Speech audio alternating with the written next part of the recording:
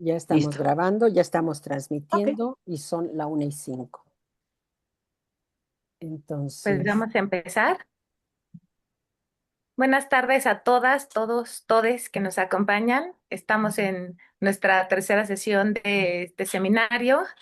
Vamos a contar con la escritora María del Carmen Pérez Cuadra, que nos acompaña desde Chile y pues quien se ha sumado en otras ocasiones a este seminario.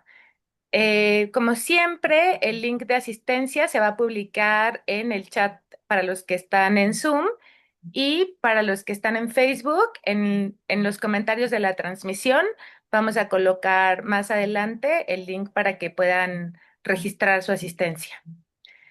Voy a presentar a nuestra invitada, que es María del Carmen Pérez Cuadra, es licenciada en Artes y Letras, máster en Literatura Hispanoamericana y Centroamérica por la Universidad Centroamericana de Managua y doctora en Literatura Pontificia de la Universidad Católica de Chile. Actualmente es investigadora postdoctoral de la Universidad Alberto Hurtado y becaria del programa Fondesit de postdoctorado. Ha publicado artículos, ensayos, poesías y narraciones en diversos medios nacionales y extranjeros. Sus narraciones han sido traducidas al francés, inglés, farsi, islandés, húngaro, serbio y alemán. Tiene, bueno, algunas obras publicadas, como Memorias de Hija Imaginaria, que ganó el premio Rogelio Sinan de novela en 2022, y la novela es de 2024, me parece, y Sonauta, Parafernalia Ediciones Digitales del 2020, Rama Microficciones, también en Isonauta Ediciones del 2016. Es, bueno, un miembro asiduo a este seminario y vamos a escucharla. Muchas gracias, Ofelia, por la presentación. Antes de cualquier cosa, pues quisiera manifestar mi agradecimiento a Pilar, a Yosahandi, a Ofelia y a todo el equipo que hace posible esta actividad de Sedenace. Me siento honrada, muy contenta y agradecida de que tengan interés en en el trabajo que estoy haciendo o que he hecho. Pues estoy muy feliz, muy contenta. Y, y bueno, yo quisiera primero hablar un poquito de de las reflexiones a que me llevó esta invitación y después con una selección de cuentos que yo había considerado sobre las que podríamos hablar con respecto al tema de la infancia. Entonces, bueno.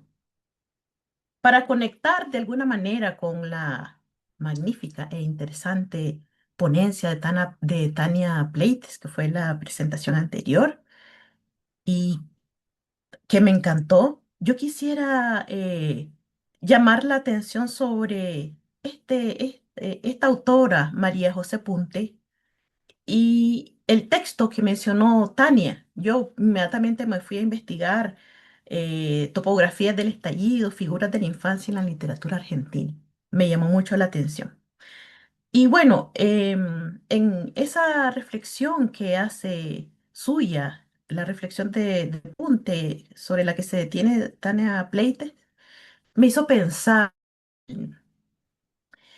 en el modo tangencial en que generalmente es tratada la figura, el tema de la infancia o la figura del niño, tanto en la novela como en la narrativa corta centroamericana eh, del siglo XX hasta el presente.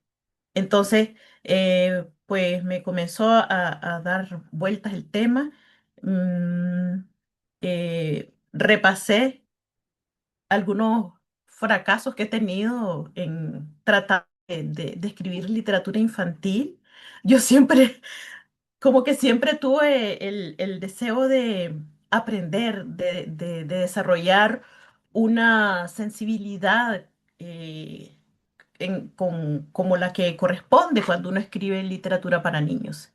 Y la verdad es que mi experiencia aquí en Santiago ha sido muy hermosa porque en el ámbito creativo, porque yo he tenido muchas oportunidades de tener como facilitadores escritores magníficos.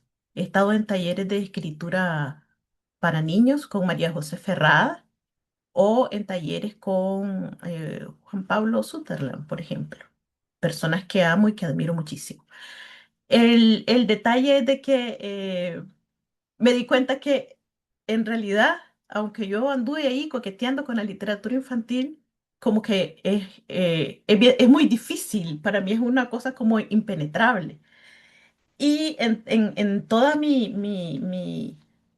que comencé a revisar y qué podría yo hablarles, de qué podría conversar, si sé muy poquito del tema. Y entonces me puse a pensar, a identificar el tema de la infancia, la presencia de la infancia en los corpus con los que he trabajado. Y entonces me di cuenta que después de hacer una revisión no tan exhaustiva, de distintas figuraciones de la infancia en estos corpus de obras que me parecen que traté de hacer un corpus más o menos representativo. Identifiqué algunos lugares desde los que se suele visitar la infancia. Y entonces tengo, por ejemplo, eh, en los espacios de la violencia, la pérdida, la memoria, el trauma y el duelo. Curiosamente, como que en mi repertorio, aunque ya les confesé que yo tenía interés de hacer, desde que supe que existían libros para niños en Nicaragua, dije yo, no, yo quiero escribir algo para libros para niños, pero nunca lo logré. O sea, como que esa sensibilidad, esa cosa, yo no la tenía. Y entonces, clasifiqué y encontré esto. No visité libros que estaban dedicados como escritura para niños, porque eso es como una disciplina, un área muy distinta. Pero sí en el campo de la infancia se puede identificar perfectamente, por ejemplo, como les decía, en este lugar donde se perpetúa la violencia. Pensé, por ejemplo, en cuentos como los de Horacio Castellanos Moya. Por ejemplo, esta paternidad. Seguramente muchos de ustedes conocen tanto al autor como este cuento, Paternidad, que aparece en El Gran Masturbador y se publicó como en 1993. Pensé en otro cuento de Castellanos Moyas, como si lo hubiéramos jodido todas. Entonces, me llamó la atención que las primeras imágenes, cuando yo trataba de recuperar la cuestión del tema de la infancia, la fui anotando en este papelito que tengo acá, en orden como fueron apareciendo en mi mente. Y entonces dije, oh, el primer lugar que visita esta cueva vacía es la violencia. Estos niños, esta infancia representada de una manera terrible, eh, digamos en el caso de paternidad, ni siquiera llega apenas se insinúa que hay un niño, un bebé en la panza de la mujer, y es como una metáfora, ese bebé es una metáfora de lo que viene después de la guerra, es como una promesa que va ahí, pero es una promesa que el protagonista masculino, lleno de todo tipo de experiencias negativas, decide arrancar tanto del vientre de la mujer como de sí mismo, porque no tolera eh, imaginarse que él pueda ser padre, que pueda engendrar algo bueno de eso. Entonces, no puede, no cabe en su mente, en su organismo, y la única solución que aparece es destruir, es la destrucción. Y pensé, wow, o sea que si aparece cuando aparece este tema así, incluso cuando el infante no es todavía, no se está viviendo, apenas es una promesa de infancia, es capaz, tiene una potencia extraordinaria y es capaz de desatar unas emociones destructivas, potentes. Y habría muchas cosas que nosotros podríamos reflexionar sobre lo que hay detrás de eso, pero inmediatamente a mi mente está el otro cuento que se llama Como si lo hubiéramos jodido todas. Porque fíjense que en ese primer cuento que yo leía, el que ejecutaba, el asesino de esta promesa y de esta infancia, es un hombre, pero en el otro caso es una mujer. Entonces, tanto la parte femenina como la parte masculina tienen un gran deseo de represión, tienen una serie de justificaciones y tienen también esa tormenta envilecida, no sé cómo llamarla, como un huracán de frustraciones, de odio, de resentimiento, de reclamo, que se desatan sobre un infante, sobre lo que podría ser una promesa de otro tipo de vida, que son en realidad cuando estamos leyendo son propuestas, son representaciones ficcionales que nos están hablando de metáforas, de alegorías, pero a fin de cuentas me resulta muy interesante que existan y que se manifiesten y que se elaboren de esa manera esas representaciones. Bueno, luego está la infancia como un lugar entrecruzado por la memoria, el trauma y la pérdida. Y esto aparece tanto en los cuentos como en las novelas de Claudia Hernández. Tenemos el Manual del Hijo Muerto, que es un texto, un cuento muy conocido, que aunque el personaje central no es exactamente un niño, toda la narrativa es como un juego.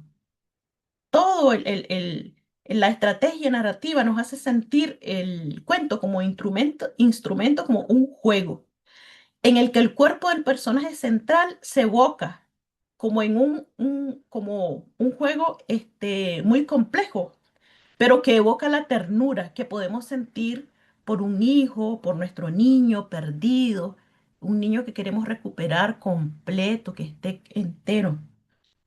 Fíjense que tanto ese cuento, hay otros de los que podemos hablar, pero fíjense que ese cuento yo lo asocio también con el cuento Ciudadanía de Denise F. Funchal, porque también el cuerpo, ocurre que es un cuerpo muerto el que mueve todo el hilo de la historia. Pero en el caso de Denise F. Funchal, eh, ese, el cuerpo muerto se transforma en una especie de juguete. Es una especie de juguete y es también una reconstrucción de la historia que me llevó a pensar en, en Cartucho de Nelly Campobello. Y me encontré, Leo me pasó yo no sabía que lo teníamos por acá, pero hay una colección acá que en realidad está en cartucho. Y Nelly Campobello tiene este cuentito, este escrito que se llama Desde una ventana. Y como es chiquitito, yo quiero compartírselos. Dice, desde una ventana. Esto es Nelly Campobello. Una ventana de 2 metros de altura en una esquina. Dos niñas viendo abajo un grupo de 10 hombres con las armas preparadas apuntando a un joven sin rasurar y mugroso que arrodillado suplicaba desesperado, terriblemente enfermo, se retorcía de terror y alargaba las manos hacia los soldados. moría de miedo. El oficial junto a ellos va dando las señales con la espada. Cuando la elevó como para picar el cielo, salieron de los 30 10 fogonazos que se incrustaron en su cuerpo hinchado de alcohol y cobardía. Un salto terrible al recibir los balazos. Luego cayó manándole sangre por muchos agujeros. Sus manos se le quedaron pegadas en la boca. Allí estirado 3 días. Se lo llevaron una tarde, quién sabe quién. Como estuvo 3 noches tirados, ya me había acostumbrado a ver el garabato de su cuerpo caído hacia su izquierda, con las manos en la cara, durmiendo allí junto de mí. Me parecía mío aquel muerto. Había momentos que, temerosa de que, que se lo hubieran llevado, me levantaba corriendo y me trepaba en la ventana. Era mi obsesión en las noches. Me gustaba verlo porque me parecía que tenía mucho miedo. Un día después de comer, me fui corriendo para contemplarlo desde la ventana. Ya no estaba. El muerto tímido había sido robado por alguien. La tierra se quedó dibujada y sola. Me dormí aquel día soñando en que fusilarían otro y deseando que fuera junto a mi casa. Entonces, a mí me impresiona la conexión que encuentro en estas narrativas y que he tratado de construir como unas genealogías cuando estoy estudiando narrativa centroamericana de mujeres. Entonces, ahora me doy cuenta de la conversación que hay cuando se escribe, cuando se recupera una memoria desde la infancia y una memoria que tiene que ver con procesos, con infancias que han transcurrido en contextos atravesados por la violencia política, por la guerra eh, y por situaciones extremas de pobreza. Me gustó muchísimo darme cuenta, identificar que en este ejercicio de Campobello, eh, lo que nos presenta son instantáneas, son como una foto Polaroid que hubiese tomado de ese momento justo de la infancia. Y eso me dio herramientas para seguir pensando en cómo se retrata la infancia. Entonces, como que encuentro que las mujeres, en la narrativa de mujeres se hace también como una especie de juego con retratos de la infancia. Y, y digamos que el punto 3 ya no me dio tiempo de seguir organizándolo, pero quizá en la conversación pueden salir esas otras partes. Como punto 3 tengo que la infancia como lugar de lo extraño o quizás del extrañamiento. Y por supuesto, entonces asocié que no solamente como lugar de la violencia, sino como lo extraño, cuentos de Denise F. Funchal o de Cherry Lewis. Y pensé en la colección de cuentos que componen este libro de Claudia Hernández, Causas Naturales, que entonces allí también hay cuentos que, aunque son complejos, tienen como escenas que son como instantáneas en las que se recupera y se vuelve a la infancia. Y tratando de darle sentido a todo esto, en mis exploraciones, a mi interés por escribir literatura infantil, me acuerdo que estando en un taller con María José Ferrada, nos pasó muchos fragmentos de este libro, Infancia en Berlín hacia 1900, de Walter Benjamin, y me quedó como dando vueltas esta idea de que la infancia aparece como un archivo de imágenes. Y es que ese archivo de imágenes, creo yo, comienza a activar la escritura que aparece de un modo fragmentado, la memoria fragmentada. Entonces, eh, en esta fragmentación de esta memoria, los objetos, los juegos y las experiencias cotidianas, pues adquieren un valor simbólico. Mediante esta perspectiva de recuperar la historia o la memoria con la infancia, entonces sin darnos cuenta, creo yo, los escritores, entramos como en una mirada poética, filosófica. Y entonces esta infancia se transforma en una especie de continuidad y destello. Continuidad con nuestro presente y destellos de ese pasado. Entonces, y que al mismo tiempo, cuando vamos en contacto con nuestro entorno, nuestra realidad, vamos experimentando con nuestra memoria esos destellos que de alguna manera también están formando nuestro presente. Em, yo creo que en Centroamérica, como que la literatura infantil se conoce muy poco, pero el tema de la infancia sí es un tema visitado. El detalle es que si nosotros hablamos de literatura infantil, entiendo yo que entramos a otros espacios de protección para el niño, que es el lector objetivo, y cuando hablamos en la narrativa de la infancia, en la ficción que no es literatura infantil, pues como no es necesario proteger a un posible lector, entonces ahí brota una narrativa, una figuración, una perspectiva, un lenguaje, un discurso que, dadas las características que ha tenido nuestra región, es muy dura, es cruel y difícilmente es feliz. A lo mejor existe, pero yo no conozco un ejercicio que sea así muy celebratorio de la infancia en narrativas que no sean escritas para niños.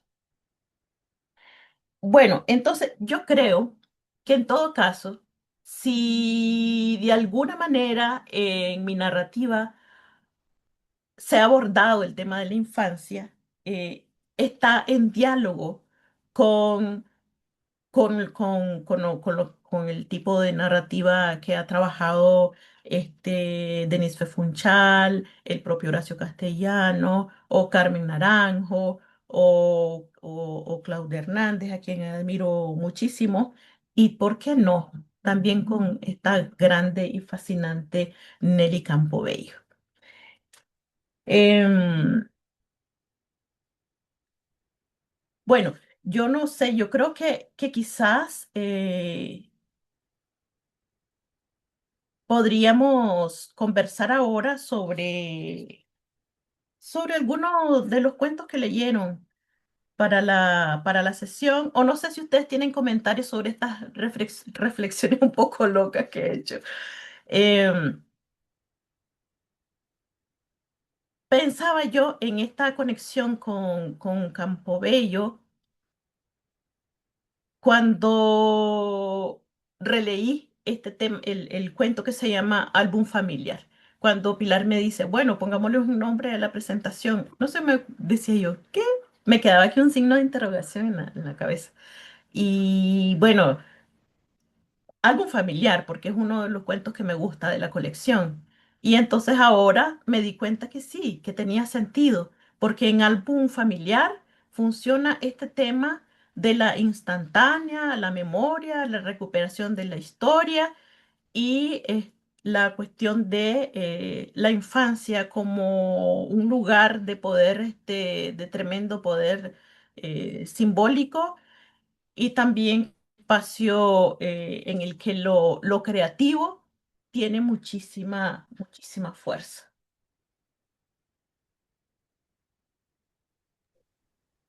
Muchas gracias, Mari Carmen. Pues le damos la palabra a los asistentes a este seminario. Voy a empezar a leerte un comentario que tiene también una pregunta aquí en el chat. Y Dice Paola Méndez. Buenas tardes. Con la lectura de la selección de sus cuentos, pude notar que la imaginación del sueño infantil se entremezclan en los relatos. Entre el desconcierto, la curiosidad, la alegría, el dolor, la inocencia infantil pertenece con sus tintes de bondad e ingenuidad. Es algo que me parece muy bello y relevante, sobre todo porque se retrata la realidad y se visualiza el contexto social de nuestros países. Sin embargo, me gustaría preguntarle cómo maneja la representación de los estereotipos con relación al género en, por ejemplo, el hombre con la niña en el bus de Santiago y las meninas. Ya, qué interesante. Voy a tratar de responder, espero que lograrlo de la mejor manera. Eh, yo creo que cuando con el hombre con la niña en el bus, yo estaba pensando en jugar con el lector. Esa era toda la meta que yo tenía. El hombre con la niña en el bus de Santiago. El juego con los estereotipos o con los prejuicios que nosotros tenemos, em, era que en realidad no había ninguna. Nosotros no podíamos, en el cuento no se puede demostrar que en realidad el hombre le está haciendo algo malo a la niña. Y entonces yo jugaba con la propia imaginación, la capacidad que tenía el que estaba leyendo de imaginarse todo lo negro que podía ocurrir ahí. Y a fin de cuentas quería yo reflexionar en que qué es lo que nosotros llevamos dentro en la mente cuando miramos algo sencillo, como por ejemplo un hombre que está tratando de proteger a su niña. Y entonces lo que estaba haciendo yo era jugando jugando con esa capacidad que tenemos nosotros de aplicar nuestros propios prejuicios. Estaba jugando con el lector. Sin embargo, en Meninas ocurrió una cosa diferente. Ocurrió una cosa diferente porque yo estaba trabajando ahí la cuestión de un trauma, ¿no? Es un trauma. Hay obviamente un hecho de violencia en el que las madres o la madre no parece no ocupar un papel relevante porque todo se mueve en el mundo de las niñas. Las niñas se tragan todo ese drama. Y la figura de la mujer, de la mamá, de la abuela, quedan a un lado y de alguna manera pensaba yo que estaba haciendo como una crítica a, a esas figuras que a veces parecen ser muy permisivas y no darse cuenta, parece que no se dan cuenta de las cosas terribles que le están pasando a las niñas. Y claro que es un juego con el mundo la frontera entre la vida y la muerte, pero no sé si en realidad se nota. Espero de alguna manera haber respondido. No, claro que sí.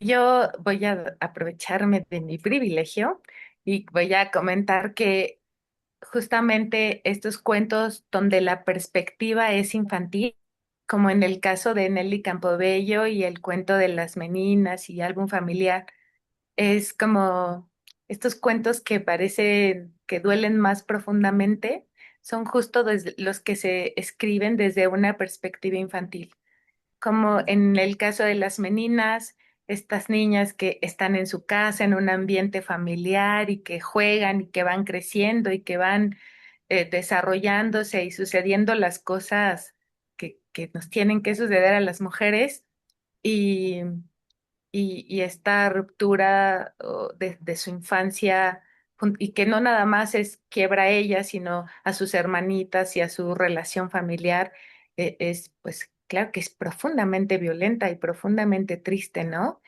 Justo pensaba que esta perspectiva que también tiene Nelly Campobello, pues en el mismo cartucho y en el cuento que acabas de compartirnos, es la perspectiva infantil, pues quizá porque pensamos en una inocencia la que nos llega más profundamente, ¿no? Y en el cuento de álbum familiar que cuando lo estaba revisitando, pensé inmediatamente en un libro que tiene Rosario Castellanos, que hace como reflexiones igual de pues sí, digamos, de espacios que pudieran ser femeninos o de la cotidianeidad y que está desde la perspectiva de un yo, ¿no? Y entonces ahí empieza, bueno, a divagar y a hacer una serie de reflexiones que son, pues, muy importantes para todas, ¿no? Y literariamente, pues, es maravilloso, pero sí es esta perspectiva, desde la perspectiva infantil siento que que los cuentos llegan como más profundamente, ¿no? A hacernos reflexionar sobre cómo tratamos o no a nuestras infancias. Una cosa que a mí me ha gustado, me ha interesado lograr y trabajar es la cuestión de los límites, de las fronteras que hay cuando se está trabajando con un personaje que es un niño, entre ese conocimiento de lo bueno, lo malo, que, no sé, para un adulto una cosa puede ser, un acto puede ser perverso, y para un niño que tiene total inocencia puede ser que en absoluto signifique eso. Y entonces esa frontera en identificar, porque también es una persona que se está formando, está tratando de identificar esos límites. em, a mí me interesa explorar eso. Y en mi último libro de cuentos, que espero que próximamente lo publique Salvadora Navas en Nicaragua, eh, que se llama Perras Radiactivas, em, trato de explorar precisamente eso, porque hay, digamos, en el cuento que que les leí de Nelly Campobello, entonces ella está colocada ahí viendo desde arriba y de pronto ese muerto es un juguete, ese muerto es un juguete, pero la capacidad que tiene ella de transformar ese muerto en juguete con unas pocas palabras, a mí me parece fascinante el arte que tiene para contarnos ese evento. Y entonces yo envidio profundamente esto y quisiera trabajar algo parecido, pero me parece muy provocativo. Y yo creo que eh, quizás eso, mi falta mi interés en aprender literatura infantil y todo eso, me ha hecho que haga algún tipo de ejercicios parecidos. Yo creo que pienso, ¿no? Que a lo mejor ahora me estoy metiendo como un poco más en serio, pero algo había ya en esos primeros cuentos que aparecen en Una ciudad de estatuas y perros, que ya tiene un montón de años ese libro. Así que lo han desempolvado ustedes. No, pues te agradecemos muchísimo que compartas con nosotros y con todos los asistentes al seminario tus lecturas, de verdad, es muy generoso que nos permitas compartir con todos los que están aquí acompañándonos. Antes de darle la palabra a Luis Ángel, quiero darle la bienvenida a la escritora Cherry Lewis, que nos está acompañando en esta sesión. Y bueno, la doctora Mayra Borbón, que nos ve desde Navojoa, en el norte de México, también muchas gracias por acompañarnos. ¿Qué tal, Luis Ángel? Miren, Ay, wow. Soy la hola, fan número uno de Cherry ay Lewis. María, tan linda. Hola a todos, gracias por invitarme. Hola. Disculpen que no tengo la cámara, el internet de mi casa está, pero se nos fue la luz y esto ha sido una locura y bueno, tratando de estar aquí. Disculpen que no llegue a tiempo, pero mil gracias, gracias por invitarme. Hola Pilar, hola Johanny. Muchas gracias, María, Rey. qué placer siempre escucharte hablar de todas las cosas bueno, pues que siempre hablas, ¿no? De la literatura centroamericana y el análisis que haces de las cosas súper interesantes. Es que tenemos autoras tan maravillosas que nos motivan a meternos en este mundo y a hacer investigación. El año pasado yo hice una cosa que me sentí tan feliz de poder realizar. Invité a todos los autores centroamericanos que pude a mi clase de literatura latinoamericana. Me dijeron, usted haga lo que como usted quiera hacerlo, libertad de cátedra. Ah, entonces me tiré de pies a cabeza con la literatura centroamericana y tuve la felicidad que le llevé a Cherry Lewis, a Denise Fefunchal y otros autores, y fue una cosa que así de primera mano que tuvieron mis alumnos, así que fue una gran Yo felicidad. me acuerdo de eso, estábamos en Zoom y ustedes te pusieron ahí al lado de la pantalla, muy chévere, sí. Y preguntas súper interesantes esos muchachos, de verdad que sí, un honor estar ahí, gracias por tomarme en cuenta. Ah, por supuesto, los pongo locos a los chicos con literatura centroamericana.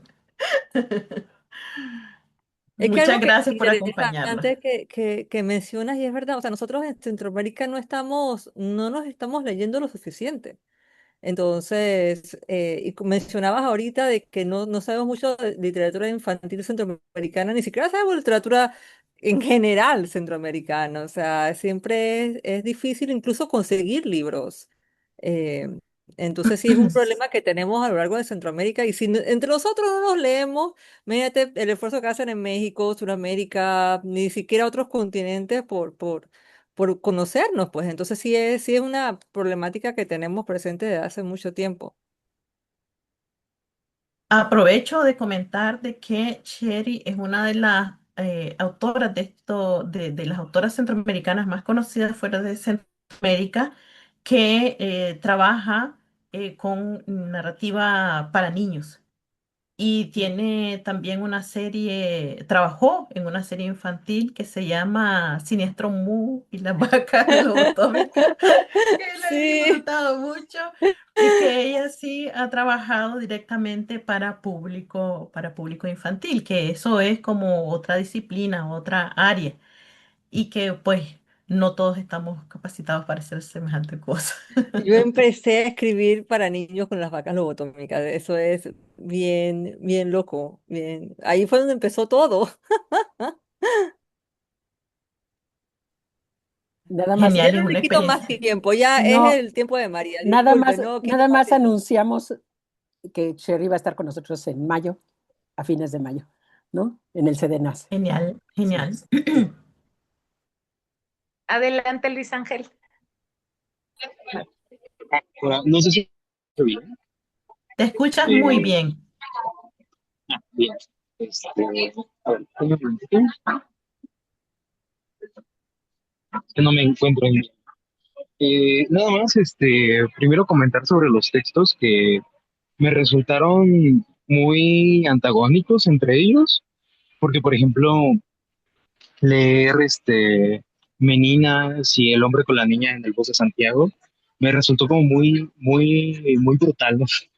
Como me sentí como, wow, o sea, fue muy fuerte hacer estas como lecturas y eh, me agradó mucho como el contraste que después tiene con álbum familiar y con Navidad de Managua, ¿no? Que siento que son como cuentos muy cálidos, ¿no? Entonces siento que como si me hubieran pegado y me hubieran sobado después, ¿no? Este, Qué buena y observación. como que mi pregunta rondaba precisamente en cómo es esta experiencia de intentar hacer esta sutilidad, como esta poética de la que estabas hablando, alrededor de los temas de la infancia, sobre todo pensando en los cuentos infantiles, porque, bueno, a mí tampoco sé mucho de literatura infantil, pero me parece que Álbum Familiar y Navidad de Managua son cuentos que tienen esta sutilidad de mencionar estos contextos sumamente violentos, de violencia estructural, de pobreza, de guerra, pero al cabo el foco está en otra cosa, ¿no? Ujú, Eh, pero siento que es cómo es precisamente así, este ligero sentido para poder, este ligero sentido de este abordaje para poder decir lo que no se puede poner en palabras, ¿no? O sea, ujú, porque incluso en Meninas creo que llega a ser bastante explícito, pero no se menciona. O sea, como que nunca hay como una descripción, aunque es muy fuerte y se sabe qué fue lo que sucede, ¿no? Qué es lo que sucede dentro del cuento. Este, es, todavía no es eso, ese hecho, digamos, sí, en explícito, ¿no? Es como me llama la atención cómo se puede encontrar este ligero pliegue donde se pueden ir tratando estos temas, ¿no? Pues ujú. no sé si, es como me pregunto. Muchas gracias, Luis Ángel, por tu comentario, por tu pregunta. Em, bueno, yo creo que algo importante es que estos cuentos tienen, aunque están reunidos en una sola colección, tienen orígenes muy distintas. Son orígenes que nada tienen que ver, pero después en el transcurso del tiempo se conectaron.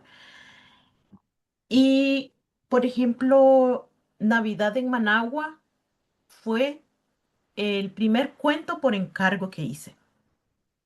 Yo estaba feliz y creo que eso se notaba de algún modo en el cuento que yo estaba feliz, porque en esa época, eh, yo creo que todavía era estudiante, pero la cuestión es que eh, me llegó de pronto Francisco Ruiz Udiel, un poeta que en paz descanse, un poeta que en ese momento pues estaba creciendo, se estaba dando a conocer, consiguió trabajo en una revista, en un banco. Y entonces él logró convencer a sus jefes de que integraran una cosa creativa en la revista. Y entonces eso sí, le pusieron como de pie forzado, digamos, que los cuentos publicaran, las cosas lo que escribieran, fueran para cuentos, historias de Navidad. Historias de Navidad. Entonces me dijo Francisco, ¿será que tengas algo? Perdón, ¿será que tenga algo de un cuento en la que aparezca la Navidad o algo por el estilo? Ah, le dijo, sí, sí, le dije, tengo varias cosas, déjame seleccionar. Pero la verdad es que a mí jamás se me había ocurrido que yo podía escribir un cuento sobre Navidad. Jamás. Perdón, primero porque nosotros en nuestra casa nunca celebrábamos Navidad. No porque no fuéramos católicos, sino que junto con mis hermanitos nos habían tocado años durísimos, como para estar pensando en la Navidad. Había que pensar en que si había algo de comer. No porque ni mi papá y mi mamá no trabajaran, sino porque nos tocó una parte horrible de la guerra. Y entonces eh, le comencé a dar vueltas a esto y para esa época estaba, tuve la dicha de participar en una formación para trabajar haciendo guiones y cuestiones audiovisuales. Y nos tocó ir a hacer una experiencia en el lago de Managua, a ir a practicar las cosas que nos habían enseñado de tomas con la cámara. Y cuando nosotros llegamos ahí, yo me quedé absolutamente impresionada viendo cómo unos niños chiquititos que andaban en ropa interior, en calzoncillo, andaban ahí tratando de pescar, de capturar pececitos y llevaban una eh, una sarta de peces colgados en algo y estaban felices y nos contaban, estaban muy felices, de verdad, es que yo no sé qué cosa grabó la cámara, pero en mi corazón, en mi mente se quedó grabada la fascinación de esa mirada infantil, felices porque habían capturado cosas ahí que se podían comer. Yo fui y les dije, ¿y qué es eso que tienen ahí? Sardinas. No me dijeron ellos, me dijeron el nombre del pez que yo no me acuerdo. No sé si me dijeron, son mojarras, son... Me dijeron, y estaban tan felices. Y les digo, ¿y eso se come? Y entonces me dijeron, sí, lo vamos a hacer frito. Y entonces eh, esa imaginación, esa cosa feliz, ese brillo en los ojos, a mí se me quedó. Y se hizo como un pliegue, como dijo Luis Ángel, esa palabra que me gustó, se plegó, se hibridizó con la solicitud de Francisco, que además dijo, te vamos a pagar. Hoy dije yo, tengo que escribir esto. Y entonces creo que, que de alguna manera se parecen algún familiar con Navidad en Managua, es que esa fascinación con el juego, con una cosa encontrada, con que una cosita que para otros significar nada, para un niño representa una fascinación absoluta. En el caso de algún familiar, es el juego con el grupo, con los hermanos.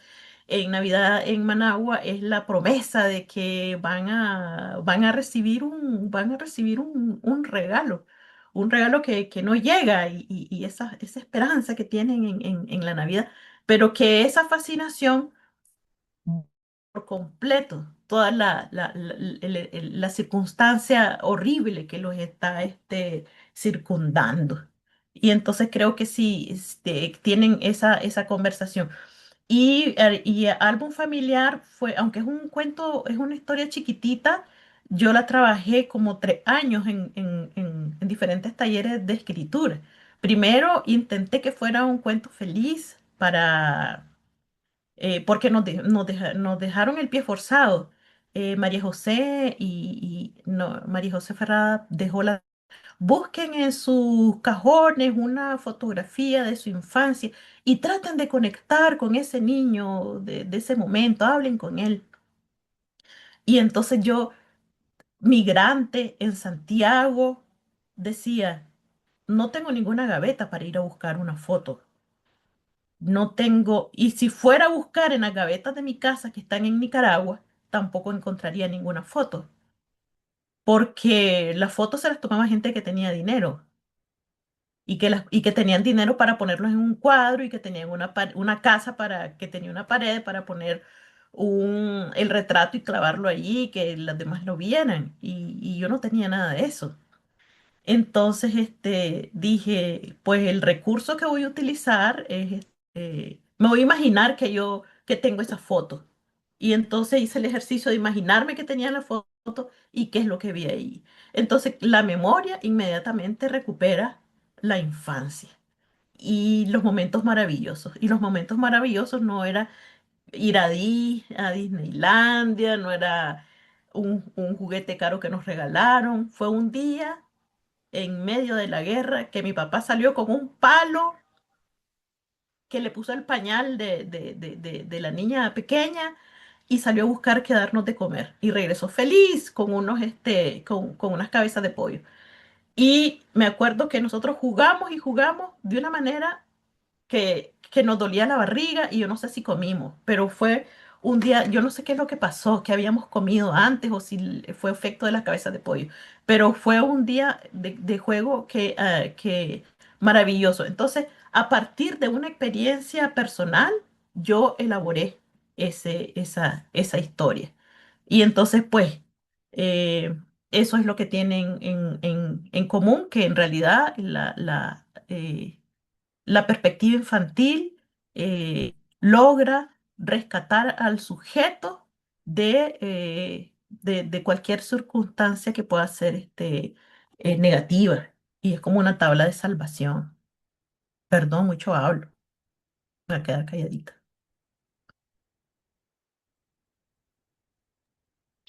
¿Hay alguien que quiera hacer un Muchas comentario? gracias. Ok. Perdón, Sí, hasta luego. Luis, gracias a ti, perdón. sí.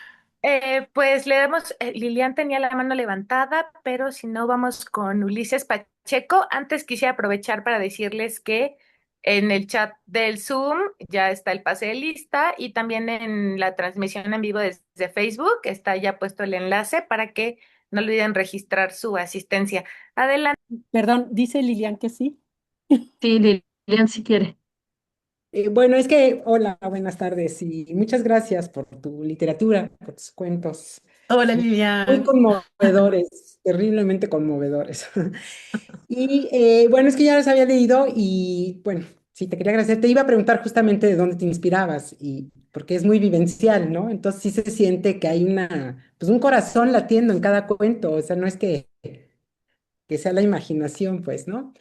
Y bueno, te iba a agradecer que salvaras a María de la Concepción, María Concepción al final del cuento de la Navidad, porque yo decía, no, no se puede morir. O sea, es como, es una angustia, o sea, sí es un manejo de emociones en el lector muy, pues muy profunda, ¿no? Muy, con pocas palabras, o sea, también en el cuento de las meninas, o sea, ¿cómo describes el silencio con el silencio, ¿no? Ujú, Cómo se guarda el secreto, o sea, la familia sabe lo que pasa con el bisabuelo y la lealtad, ¿no? Las lealtades y la destrucción de la vida de las infancias a partir de, o sea, a lo mejor la madre y la abuela fueron violadas también, ¿no? O sea, no sabes ujú. bien qué es lo que se continúa y que es una cosa muy normalizada y cotidiana en muchísimos lugares, ¿no? Es muy, muy fuerte. Y bueno, eso, sobre todo que salvaras a la chiquita. Sí.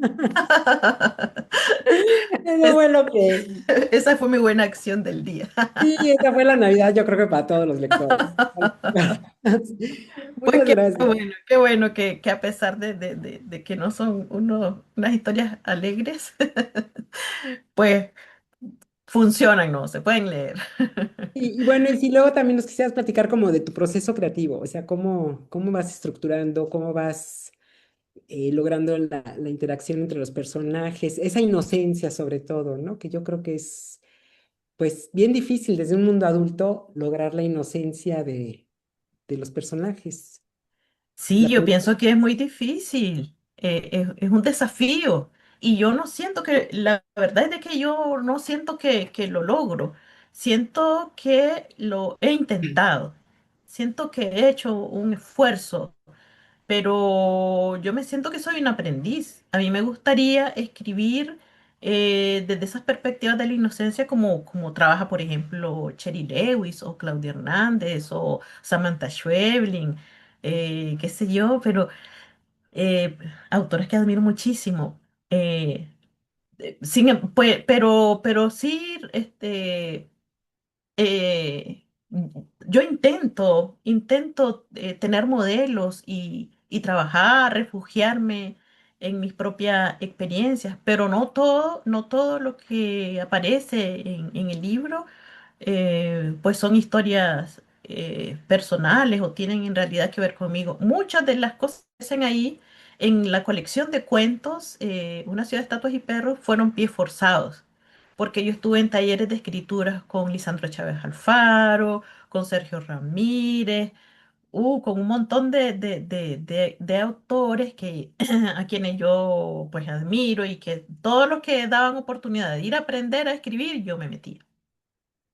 Y entonces, muchos de esos cuentos que aparecen ahí son cosas que nosotros teníamos lo que estaban en los talleres tenían que inventar, tenían que crear. Y entonces, claro, uno se alimenta un poco de las experiencias, pero se tiene que transformar por completo, porque no es una realidad, son ejercicios que uno hace de perspectiva, el punto de vista, que si hay un discurso, tratar de tener un final que sea más o menos impactante, si es o no, o jugar a que sea otra cosa lo que es importante en el cuento, no el final. Tratar de contradecirlo, escribir un anticuento para ver si alguien se da cuenta que en realidad es un anticuento y a ver qué dice.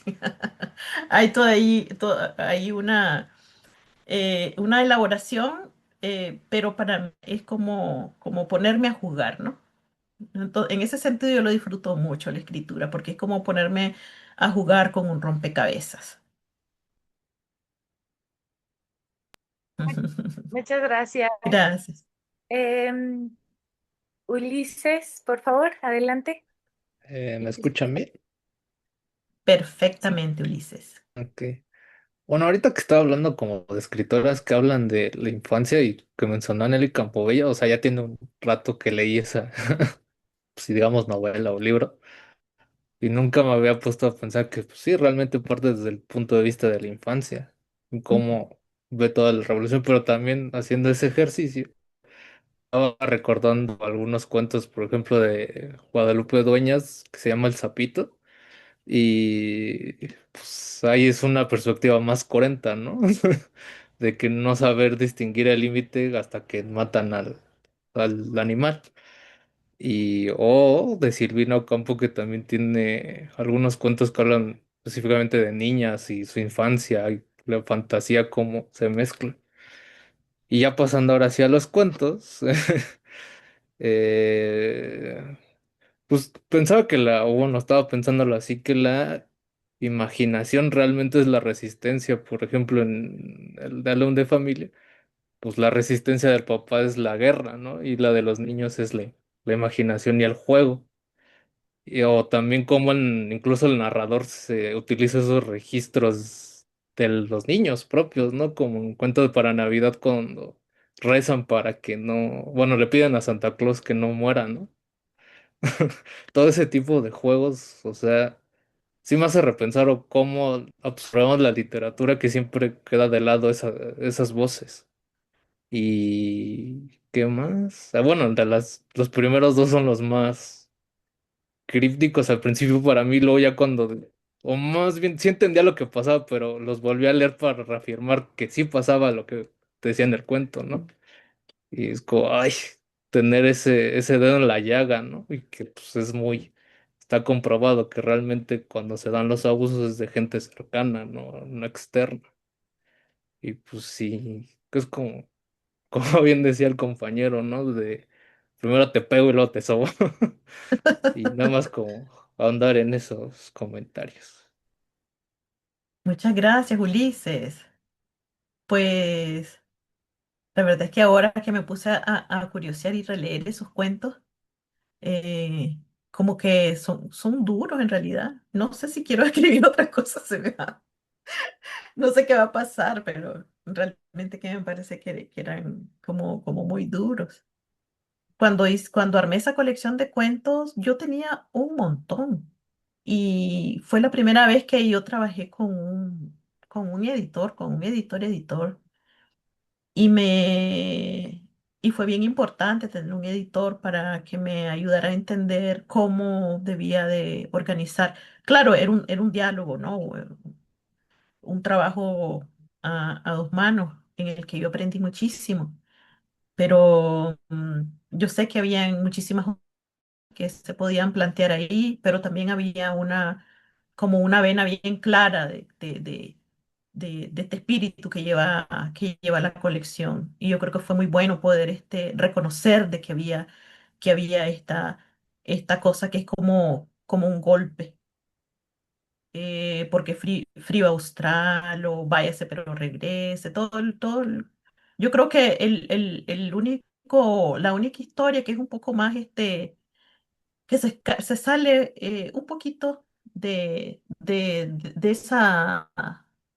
ese tipo de narrativa eh, violenta, fuerte, estremecedora, es el retrato de la mujer sombra. Porque entonces yo estaba practicando hacer también otra cosa, algo muy distinto. Creo que tal vez ese es el único cuento que se sale un poquito de la onda que trae todito el libro. Muchas Pero creo que eso gracias. Ay, Ujú. perdóname. Voy a leer No, un no. par de preguntas que están en el Facebook. De Marta León Ya. dice, Ujú. en una ciudad de estatuas y perros, el final menciona que, y cito, una estatua blanca y monumental y monumentalmente seria domina la ciudad, nos vigila a todos. ¿De qué o quién se trata? Y te leo la siguiente de Natalie Victoria. Dice, respecto al arte de contar que mencionó, me gustaría que nos compartiera cómo o cuáles fueron sus influencias para ese toque poético que tiene su narrativa. Pude Ah, notar que Pueden notar que el tono de la historia se mezcla perfectamente con la descripción física de los personajes, como si nos diera más pistas sobre la vida de sus personajes. Además, pueden notar el cambio de voces, de perspectivas, algo difícil de lograr. Gracias por compartir. Un placer. muchas gracias, qué bonito. Bueno, la primera pregunta sobre la estatua. Bueno, en realidad la estatua es una representación simbólica. La estatua tiene mucho simbolismo porque representa el poder, representa la estatua, un lugar, un punto de vista que queda desde arriba. Miren que en si nosotros nos ponemos a pensar en las metrópolis latinoamericanas, es bien importante la cuestión de de la estatua. Si pensamos en Brasil, se nos viene a la mente una estatua. Si pensamos en Santiago también, aquí está plagado de estatuas. Y, y entonces esa estatua tiene que ver con el orden, tiene que ver con el orden, tiene que ver con lo urbano que domina, es un punto de vista que domina. También representa las ideas de superioridad, las ideas que dominan al subalterno. Y en esa colección de cuentos, yo estaba trabajando en alguien que se movía desde abajo. En algún momento yo intenté ponerle a este libro de cuentos quiltrografía, porque aquí al perrito come cuando hay, al perrito híbrido, callejero, que no tiene dueño, se le dice un perro quiltro. Y es más, uno de los cuentos de la colección se llama así, quiltrografía. ¿Y por qué? Porque en todos los cuentos que están ahí se trabaja una mirada desde abajo, son perspectivas de sujetos subalternizados, niños, mujeres, animales, perros, y entonces están en contraposición con la estatua que lo observa todo desde arriba y que no se mueve. Entonces los sentimientos traté de colocarlos en estos sujetos vulnerables que están abajo y la parte fría la coloqué en todo lo que representa la ciudad, las estatuas, los edificios. Y entonces hay un trabajo ahí también de asignarle a las estructuras, a las geografías, ciertos, ¿cómo podría llamarlo? Ciertas potencias como emocionales. Entonces, lo que puede significar un perro, una emoción que representa este perro y una emoción que representa un mol. Entonces, trabajar una complejidad de tanto de lo que podría representar el mol, la estatua, como lo que podría representar el perrito quiltro, como, porque a mí, cuando tiene que ver esto con una experiencia que yo tengo cuando vengo a Santiago y me quedo estupefacta de ver la cantidad de perros gordos que había. Y que la cultura urbana está muy preocupada por vacunar a los perros, por vestir a los perros, por darles hasta paraguas, creo que le ponen a los perros cuando llueve. Hay una gran preocupación.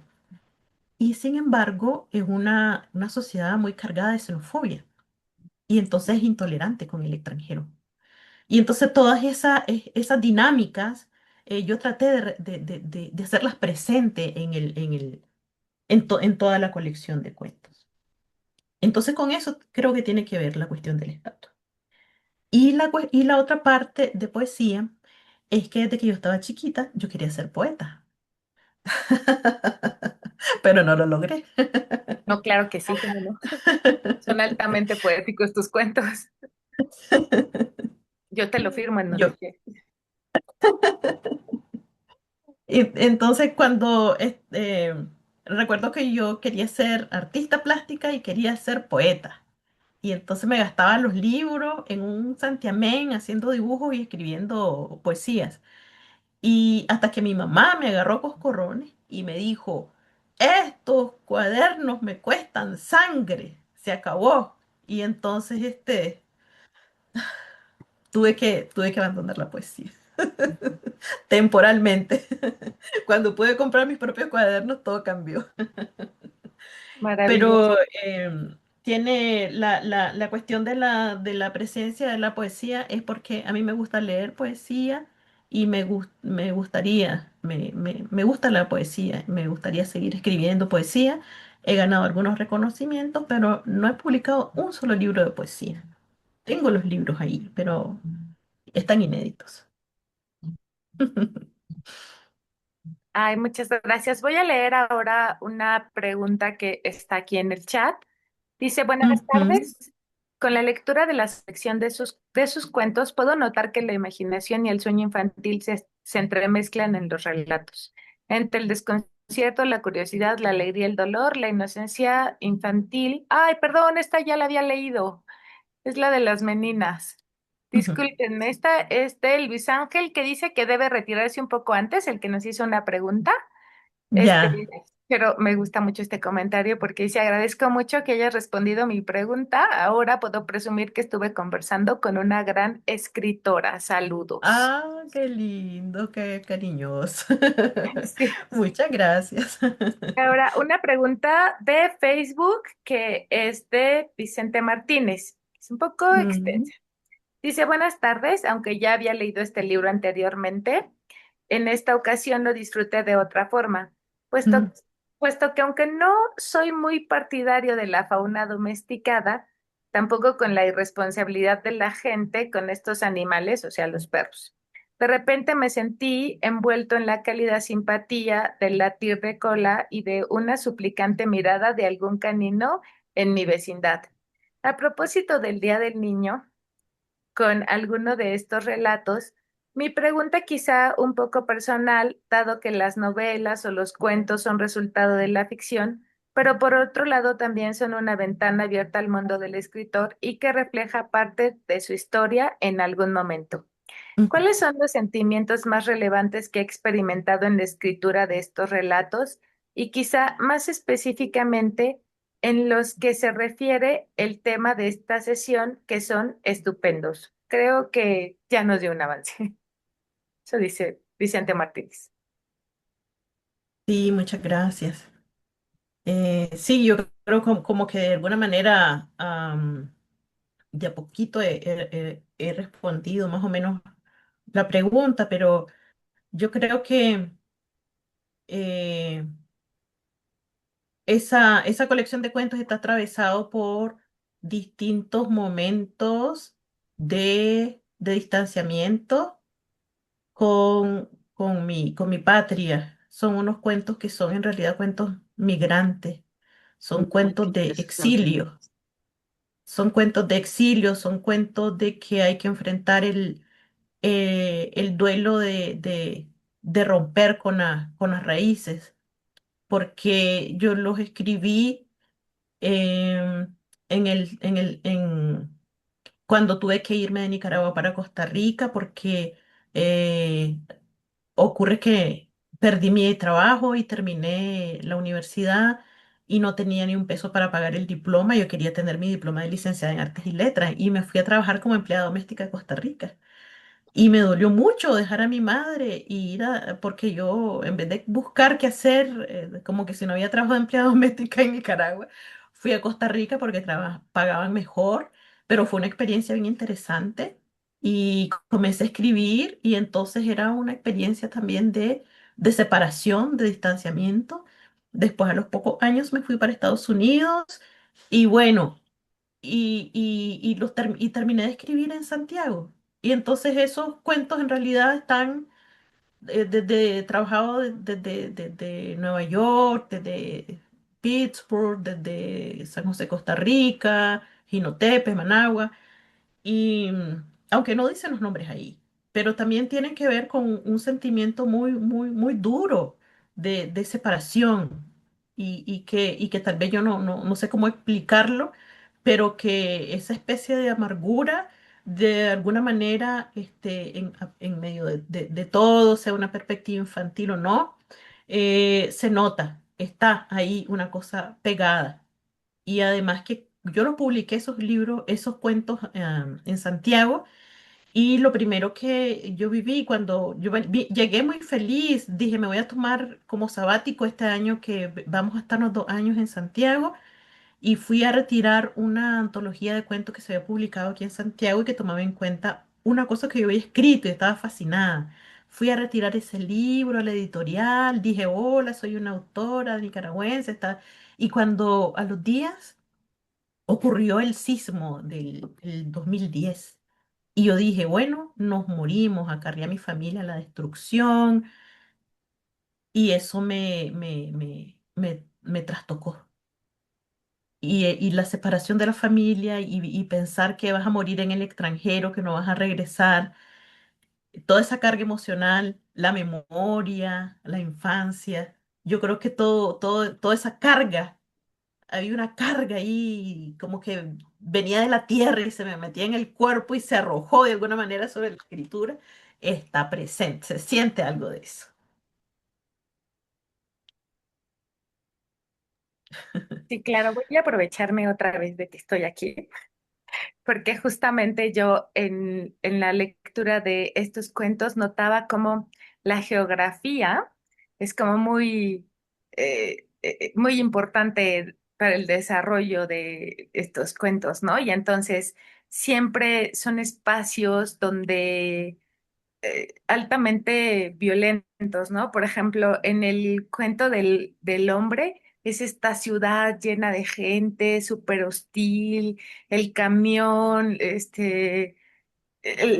la gente que migra y como en el camión tienen como cada uno de los personajes espacios para sus reflexiones, pero el punto focal es esta niñita de 4 años, ¿no? Hay quien la ve y está hablando de cómo son los chilenos, hay quien la ve y recuerda un señor que se baja pronto del autobús, ¿no? Que recuerda a su hija en algún momento todos bastante violentos, ¿no? Ese es el espacio de la ciudad que se ve, una ciudad caótica, así se siente, ¿no? En el caso de las meninas, pues nada, es el lugar, el espacio donde se vulnera a las infancias. En la Navidad en Managua es el lago, la naturaleza, no quiero decir la naturaleza salvaje porque ese es otro, esa es otra cosa, pero sí esta naturaleza contaminada que es la que arrastra a estos niños que están buscando qué comer, ¿no? Es alta, esta geografía altamente, pues, hostil para los niños. Y en el último cuento, el álbum familiar, pues digamos que sí, es un espacio donde los niños están jugando y todo, pero no debemos olvidar que están ahí porque su casa fue bombardeada. Están los niños en la guerra y están, digamos, en un espacio, bueno, donde te los deja el papá. Este, es que no es un espacio seguro para ninguna de las infancias. Entonces sí, sí se nota como en la descripción geográfica de estos 4 cuentos que hemos leído, pues son espacios altamente hostiles para el desarrollo de las infancias y de todos, por supuesto.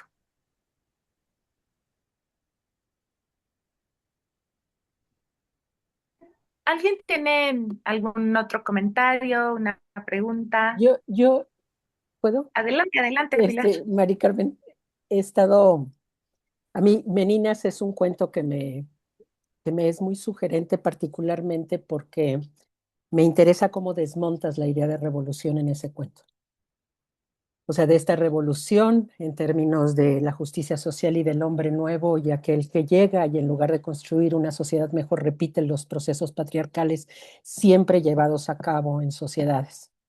Y en álbum familiar, ahora que leí con más atención, me parece que es bien importante este asunto de la precariedad también, el hambre, por supuesto, y la mirada particularmente de la gallina, aunque de la cabeza de la gallina, ¿verdad? Esta fragmentación del cuerpo, que además no es una mirada, digamos, ajena a lo que está pasando, que lleva incluso a seguir con el hambre, ¿no? Porque no se come, y cómo se deshace toda esta idea del cuidado elemental que se tendría que tener en una sociedad distinta. Entiendo que están en guerra, pero es totalmente distinto. Entonces, esta idea que me ronda la cabeza sobre el asunto de cómo deconstruyes las ideas sobre la revolución, sobre la posibilidad de encontrar una sociedad más justa, más igualitaria, de todo esto que fue el hombre nuevo, es algo que yo te quisiera preguntar, si es algo que has tenido en mente, si lo has hecho de alguna forma en este término crítico, no, un poco por ahí. Yo creo que es inevitable porque cuando uno escribe también aparecen cuestiones que tienen que ver con la experiencia de vida. Es bien difícil que no tenga nada, nada, nada que ver con uno lo que estás trabajando, lo que estás produciendo. Y mientras estabas diciendo eso, pensé en el ejercicio que hice en mi novela, en mi novela que se llama Memorias de una hija imaginaria, y que toda la novela es en realidad el recuerdo de una infancia. Y, y pensé que sí, que con la cuestión de las meninas al principio fue una idea de novela. Y en esa idea de novela, que quizás sería uno de los varios ejercicios que hice, el señor que regresaba, es el señor que regresaba es en efecto un comandante de la revolución. Y entonces después eso se borró y apareció, lo fui elaborando, lo fui elaborando, lo fui quitando. Y por eso también está el cuento la muñeca rota. La muñeca rota también, mira, tiene que ver con infancia porque es una muñeca. El cuerpo de la mujer es como un juguete para los hombres de la revolución. Y sí hay una crítica, porque fíjate que me acuerdo que yo leía en ese momento, estaba haciendo una tesis, no recuerdo que estaba haciendo, un ensayo, no sé, y entonces leía Margaret Randall, Gioconda Belli, El Testimonio, Mar Cabeza, bueno, un montón de cosas ahí, a Doris Tijerino y sus em, testimonios. Y fíjate que yo decía, en todos estos testimonios, en lo que más se conoce, en las novelas más famosas, más conocidas, la mujer que participa, que aparece, la mujer de la guerra, es una mujer de clase media, es blanca, es bella.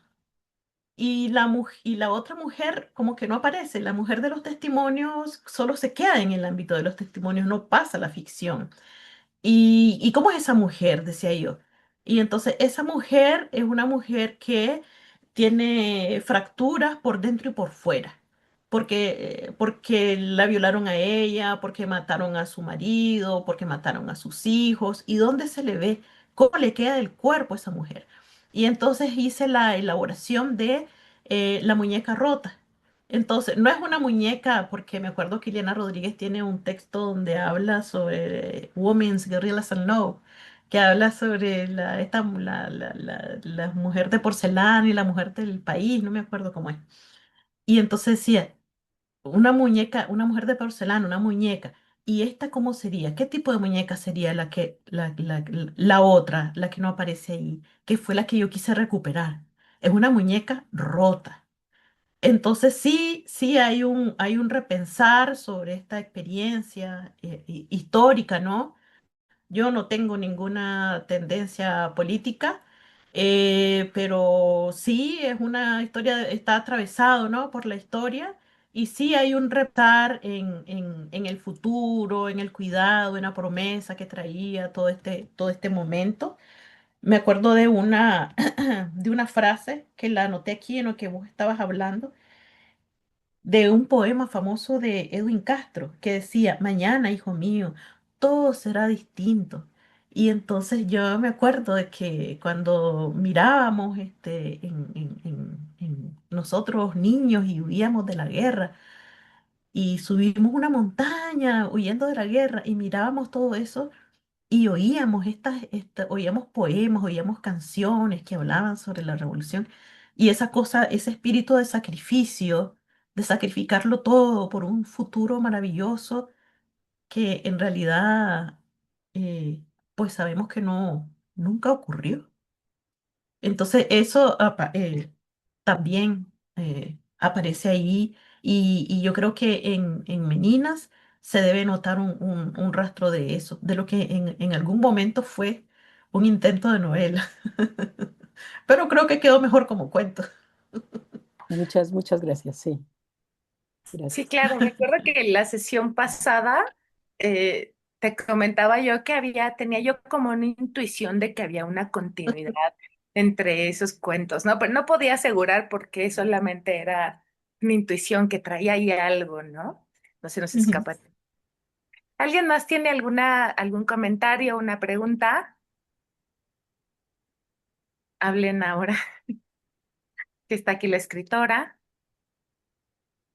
Bueno, si no, pues vamos a dar por terminada esta maravillosa sesión. Muchas gracias, Mari Carmen, por acompañarnos, por compartir con nosotros pues toda tu literatura, porque pues no siempre podemos encontrarla y menos aquí en México. Es difícil tener acceso a literatura centroamericana en general.